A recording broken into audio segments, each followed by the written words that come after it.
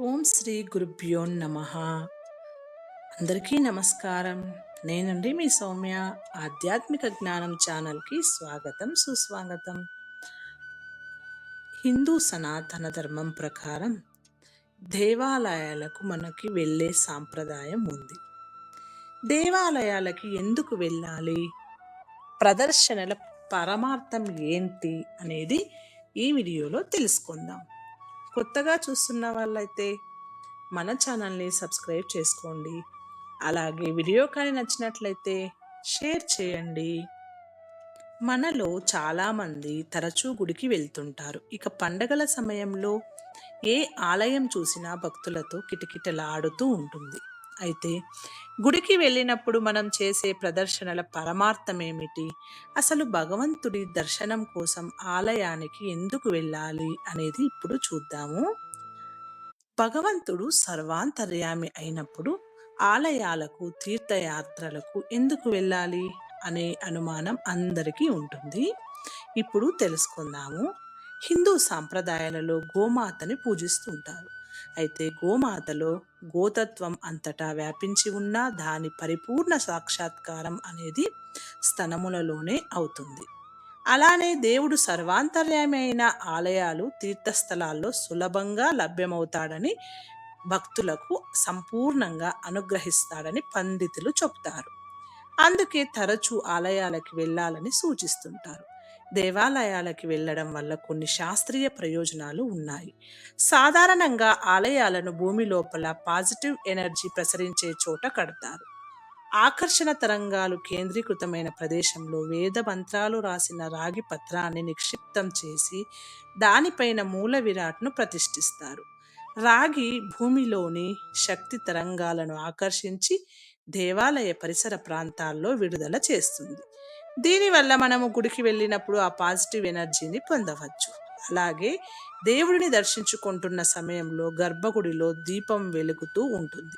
పండితులు మన ఎదురుగా కర్పూరాన్ని వెలిగించి హారతి ఇస్తారు. భక్తులు గుడి గంటలు కొడుతూ ఉంటారు. ఇలా అన్ని వైపుల నుంచి పాజిటివ్ ఎనర్జీ సమీకృతం కావడం వల్ల ఆలయానికి వెళ్ళినప్పుడు మానసిక ఆనందం కలుగుతుంది. ఫలితంగా శారీరక ఆరోగ్యము సొంతమవుతుంది. ఈ విషయం నిజమే. సాధారణంగా మోక్షాన్ని ప్రసాదించమని భగవంతుడిని కోరేందుకు మనం శివాలయానికి వెళ్ళాలి. ఈ తత్వాన్ని అర్థం చేసుకోవాలనే ఉద్దేశంతోనే శివాలయంలో ఇచ్చిన ప్రసాదాన్ని, పూలని ఇంటికి తీసుకువెళ్ళకూడదనే నియమం ఆచరణలోకి వచ్చింది.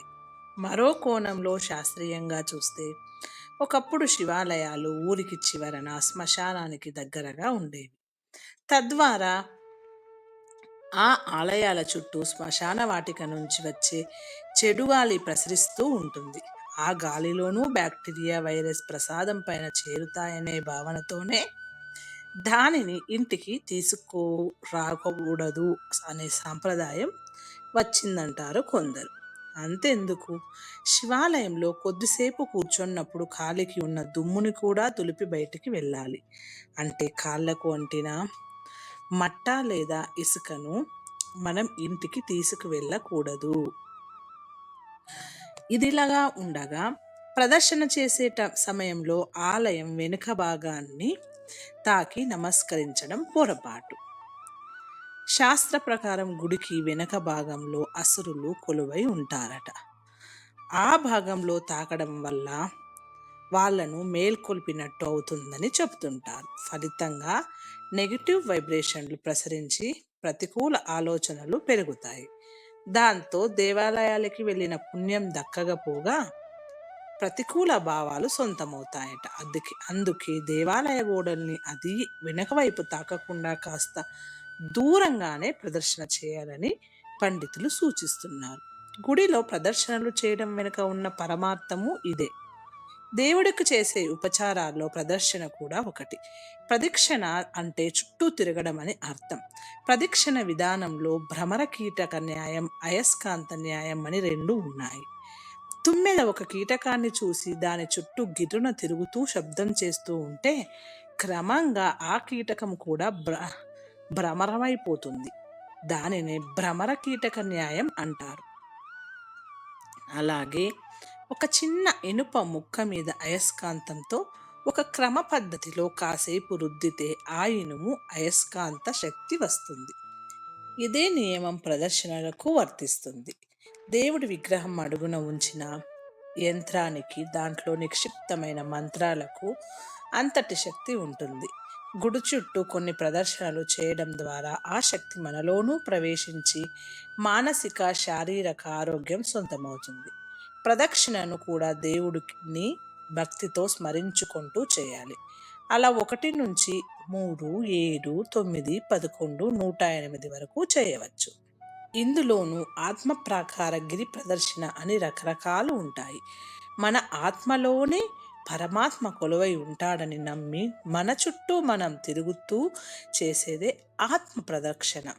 అలాగే మూల విగ్రహం చుట్టూ తిరిగితే అది ప్రాకార ప్రదక్షిణ అవుతుంది.